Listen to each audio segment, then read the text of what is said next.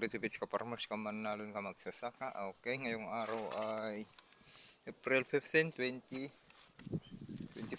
sa oras ng 6 na mahigit, at yung ginawa natin dito ay marami. Tapos yan mga dayami, nag-i-count tayo para gagamitin natin pag nagpaanak tayo ng yung mga inahin natin dyan. Okay, tapos ito ay may naisip ako, i-explain ko sa inyo to. Ito na lang, napakasimple na paraan na para ma-view ninyo. Ano nakikita nyo? Ano nakikita nyo dyan? Halos sinira ng stem borer.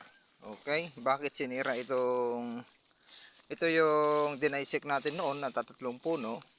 Yan yung SL28H, ito yung Longpin 2096, at ito yung SL8H. Okay, ayan, mapapansin nyo yung mga uhay niyan. Malalaki SL8H, pero ang daming ipa doon, di ba? Ayan, puro ipa na yung batok. Ito rin, puro ipa na rin yung batok. Ito napakasimple lang na pero ang dami nating matututunan dito. Puro ipa na yan, hindi na umabot. Ito lumpin natin.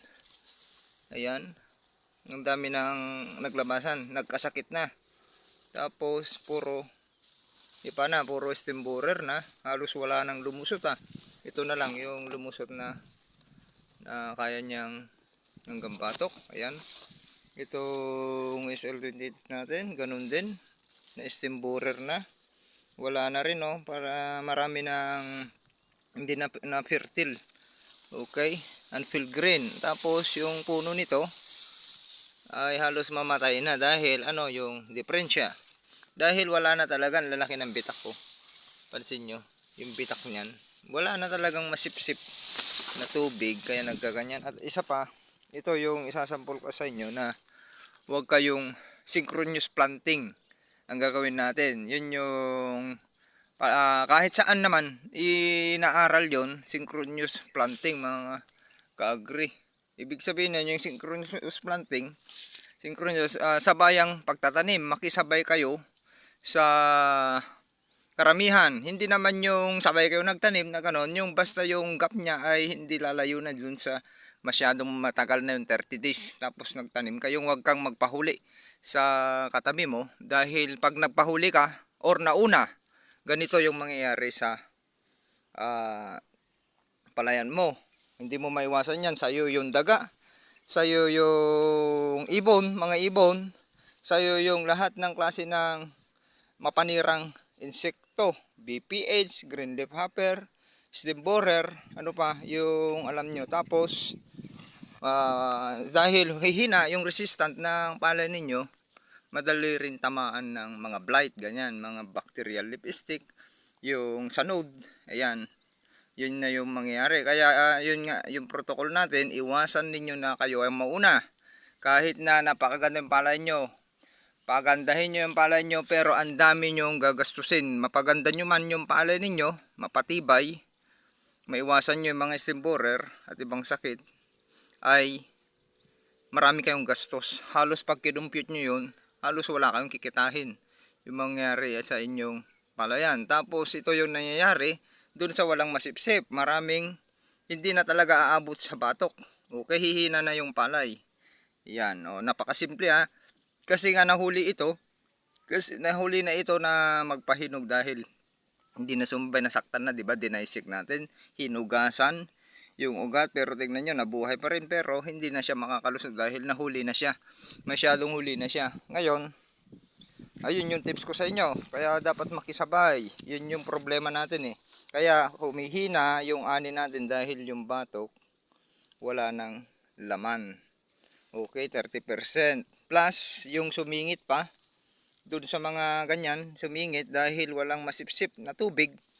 Sabi ko nga sa inyo, yung tubig ang napaka-importante para yung mga sustansya, yung calcium na magtatrabaho dyan sa baba.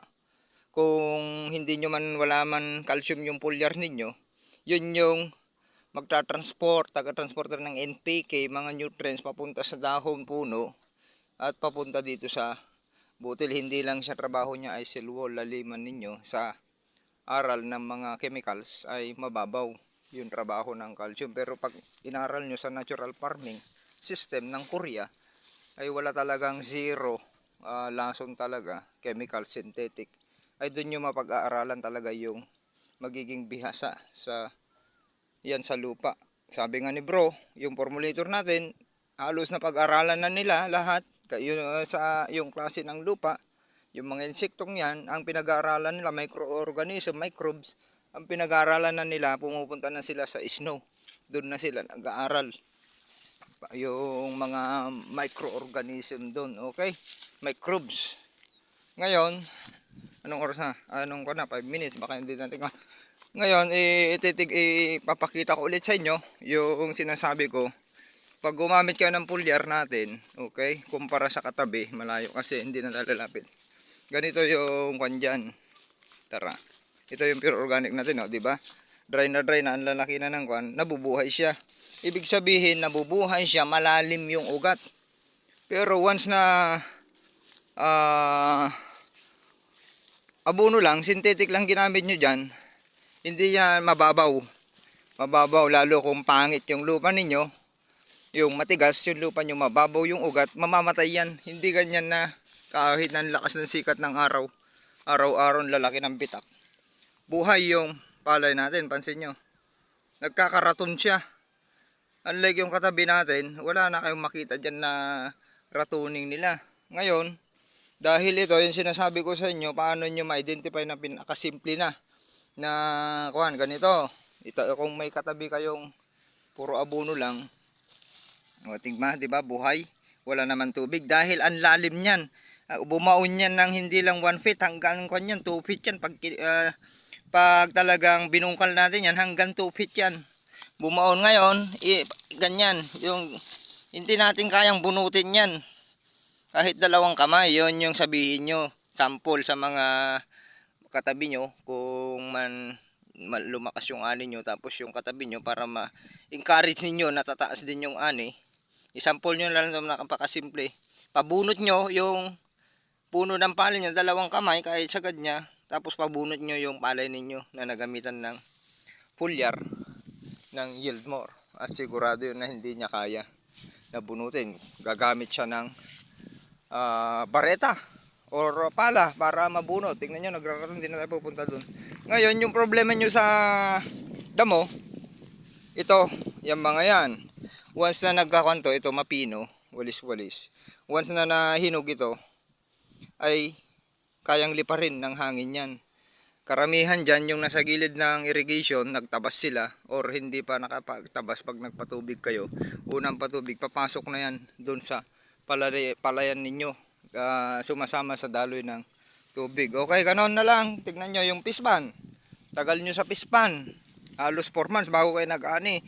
Pag na-drain yan, natuyuan yan, na isikatan ng araw, bumitak, sisibol at sisibol yung buto ng damo dahil natulog lang siya.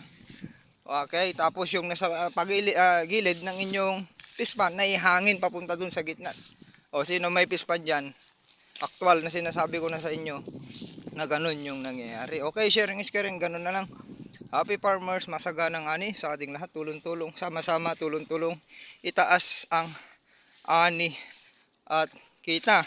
Okay, yung mga kan pala, isisip natin yan, yung hahabol, umabol na last 40, siguro mga 40 plus na lang yung kan. May second batch, marami tayong tinimpla, 3,000 to 5,000 liters. Yung kasing first batch ay konti lang yun, pang kwan, para mabigyan lang natin yung mga kasamahan natin. Maraming salamat. Magandang buhay sa ating lahat. Okay, gawin natin yung protocol nyo para sa sabog tanim. Yung mga gagamit lang ng yield more, yung bibigyan natin ng protocol nito. Okay. Good morning mga ka-agritipid ka-farmers ka magsasaka. Okay. Yung araw April 18, 2024 sa oras ng 6, magsi-7 nata. At ito pala, Sir Domingo. Yan, magkikita tayo mamaya sa Mabini. Galing lang ako dito. Aalis na rin ako, paalis na. Yan, magbibihis lang at tatawagan kita mamaya. At ito yung sinasabi ko sa inyo na para masubukan nyo yung mga binibili ninyo na mga synthetic man yan, organic or natural, ay mas maganda na wag kayong matakot na sumubok mga ka-agritipids. Yung sinasabi ko, gumawa kayo ng control plot. Maganda yung isang buo, yung 'di ba may mga uplan kayo or pinitak na maliliit. Yung buong yon gamitan nyo, wag nyo gamitan nyo ng purong abono. Tapos yung comparison nyo ay gamitan nyo ng combine abono na may organic na pamamaraan na may foliar, spring and soil. Tapos yung isa, kahit maliit lang na portion, parang ginawa natin dito na pure organic nyo, baka naman may mga portion na kayo na kaya na ng pure organic. Tapos pagkaani, yung resulta hindi nagkakalayo at baka nanalo pa yung pure organic nyo dahil konti lang yung ginastos ninyo. Unlike sa traditional na pamamaraan, maraming nagastos, konti yung ani, mas konti yung kita. Sa sitwasyon kasi ngayon mga ka-agritipids, yung dahil sa mahal ang presyo, umaabot ng 22. Yung nakakuha natin 22 to 25. Sariwa ay hindi na iniinda ng mga kanyan. Yung gastos, yung mga farmers dahil ang laki. Kahit kargahan ng napakaraming inputs, ginastusan talaga basta aani yan ng 150 pataas ay talagang malaki yung kita. Yung nangyari ngayon dahil sa mahal yung sariwa ay kung mas mataas yung ani nyo 200, na hit nyo 200 pataas ay mas malaki yung kita. Kadalasan pa karamihan na ay hindi na nagbibilad ng pangsarili ng bigas dahil mahal yung kwan. Ilan lang yung nakita natin nagbilad dahil mas mura na yung nabibili nilang kwan dyan. Instant kaagad, bumili lang sila ng bigas ay mas mura na dahil ang mahal ng sariwa. Pero sa pamamaraan natin kasi mas safe yung bigas natin dahil health is wealth. Okay, walang silbi ang kayamanan natin kung yung naningil ay yung mga chemicals na pinapasok natin sa ating katawan. Lahat ng kinakain natin may chemicals na yan, pati mga poultry, tad-tad na ng mga antibiotic yan. Kaya nga ang dami ng naglitawan na dahil sa hormone yan. Naglitawang mga bakla at bading. Tignan nyo, napakarami na sila dahil sa kai-inject sa mga mga meat. Kaya naglipanan na yung ganyan na kwan. Okay? Dami ng sumibol oh. Dito yung pure organic natin, tinitignan ko nga. Sa base sa result natin sa pure organic at synthetic, dahil yung synthetic ay pass release yan, okay? Medyo natalo siya sa sowi lang. Pero yung tangkad, nakita nyo naman, tangkad niya at paglabas ng uhay ay halos parehas sa sowi lang. Kaya ang tinitignan kong diskarte sa pure organic, kasi luluwangan natin, magpe-pure organic tayo dito na mas maluwang na, mas dikit na.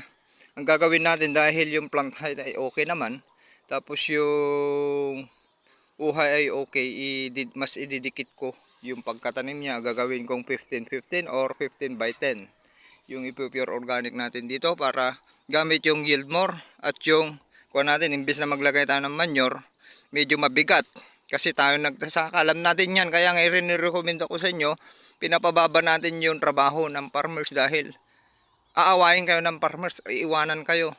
Yung pagpunta ko lang doon ng ilang bag, sabihin na natin gumamit kayo ng 30 kaban lang.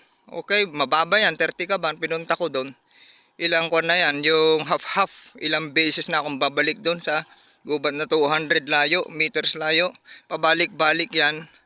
O kung ginawa lang ng farmers nyo yan 1 to 2 days, hindi kakayanin. Kaya ang ginagawa ko, everyday nandito ako, naglalagay ako doon tapos ilinalagay noon. Unlike yung binibigay ko sa inyo, 5 times na mas masustansya na at hindi na rin pwedeng lasunin. Yun yung darating sa susunod na araw, pinadali natin yung trabaho ng mga farmers ninyo. Tagasaka para hindi naman ganun na sagad-sagaran, tapos magpagpulya rin nyo ng 10 times gamit yung pisamino acid, 10 to 12 times, aayawan kayo ng tagasaka ninyo. Okay? Magsasawa yun sa kabubuhat ng sprayer, tapos magkukan pa.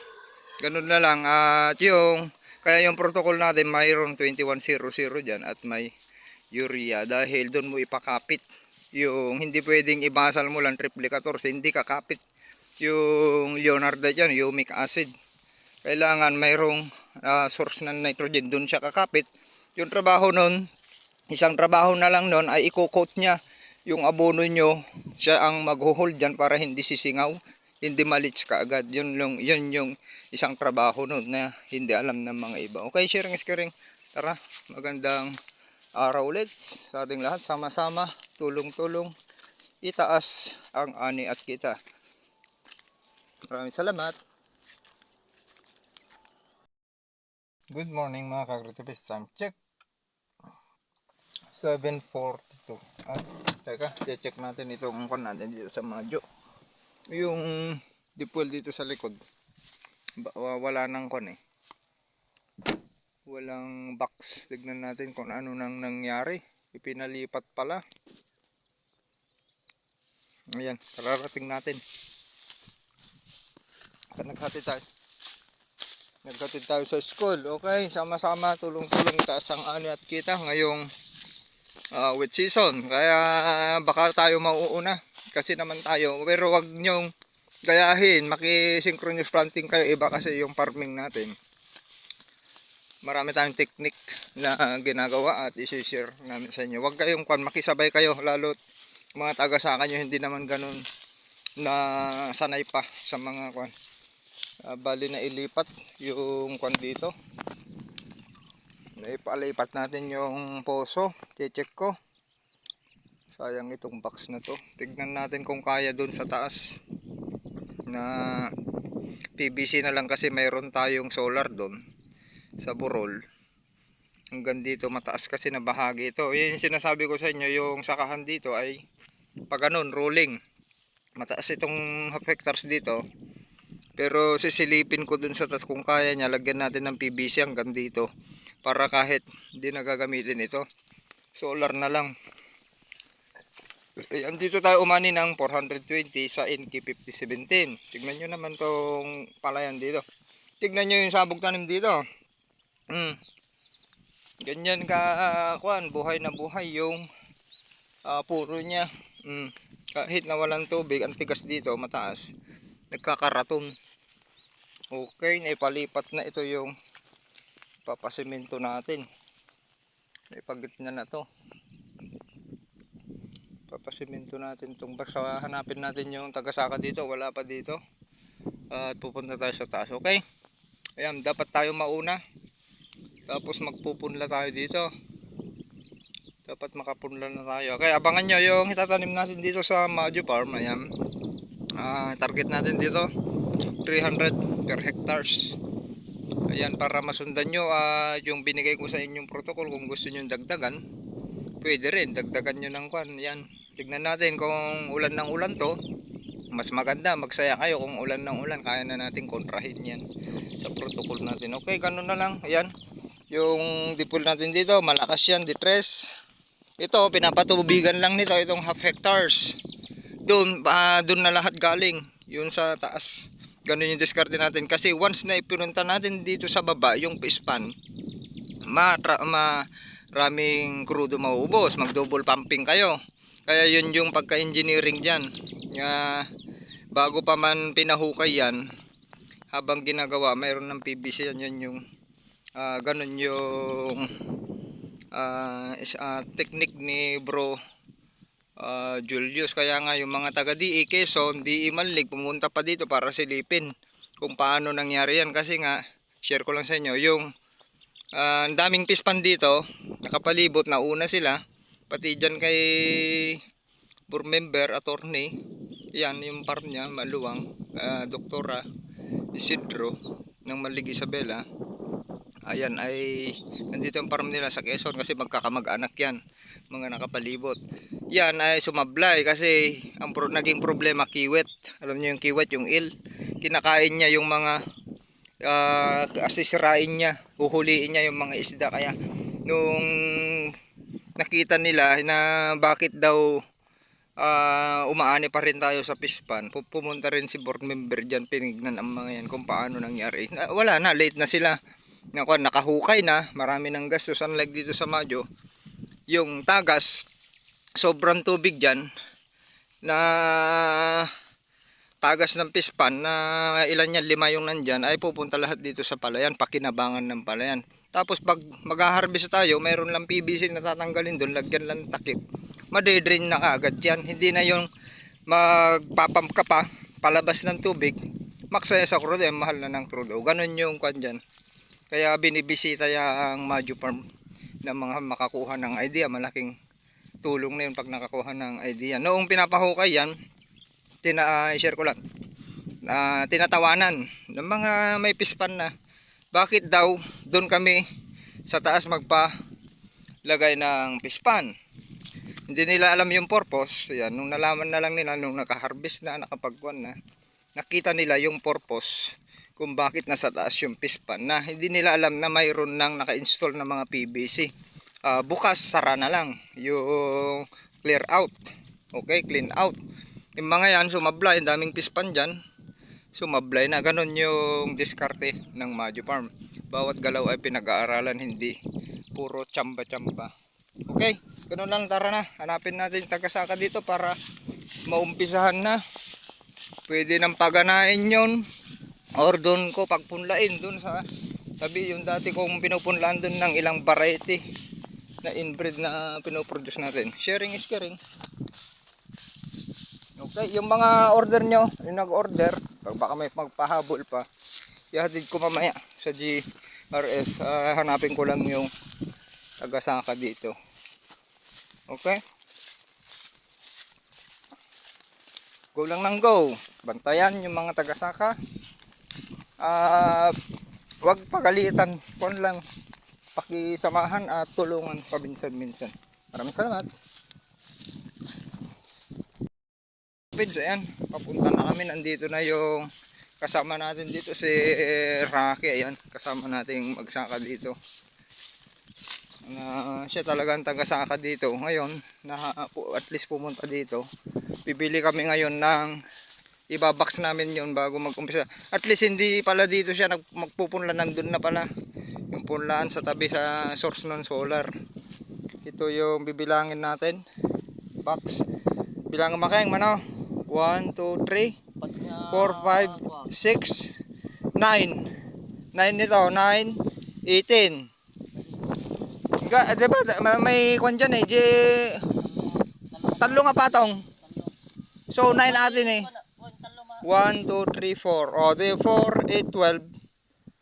12, 24, saka na 9. Saka 9 nga patong. Saka 18. 24. 24 plus 18. Oh, so AGT half lang pasubram tulatan. Okay, tapos simento. Box lang yan ha, wala ba yung flooring? Oh, simento niya 1:1 yan eh. Mga lakatikwa, kumuha ka ng kasama mo. Kung matandaan ang kayo. Tapos i-box na. Kastoy lang i-box na. Baksintahan nga simentoin. Pati pagbatayan ta siyempre no, agpulyar ka. Nahang natin padiwakal kasta ta. So manunga simento tapos hatoy. Manunga masimento ti maibusta duwa. Duwa nga simento dadarot mo. Dado di balay. Oh sige. Ado jay. Agadaw, nagdarat ka. Ngam ala ma di ka tangain. Maday bus alak. Oh sige. Takitan jay. Okay. Ina-actual namin, nakasara pala.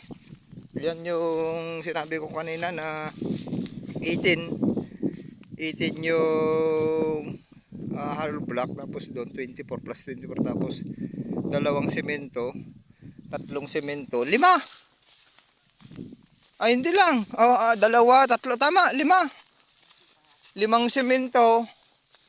Tapos dadarat mo, ayan, kailangan may i-box ka to. Tapos ipangato basta tanong nga malaylayos. Di bali, tagaburan to atin ni. Gaburan amin natin yan. Tapos iti-box na. Ikan-kan na tipo natin. Okay. Ayan, yan, dyan si Kwan. Rocky, kasama natin dito sa Majo. Siya ang taga-saka. Para, Kwan. Bigat. Okay. Tatargetin namin yung 300 na dito para makita nyo mga ka-agritipids. Yung gamit yung yield more. At magbibenepisyo din siya. Maraming may uuwing ani. Pang bigas. Okay, tara na. Let's go. Sharing is caring.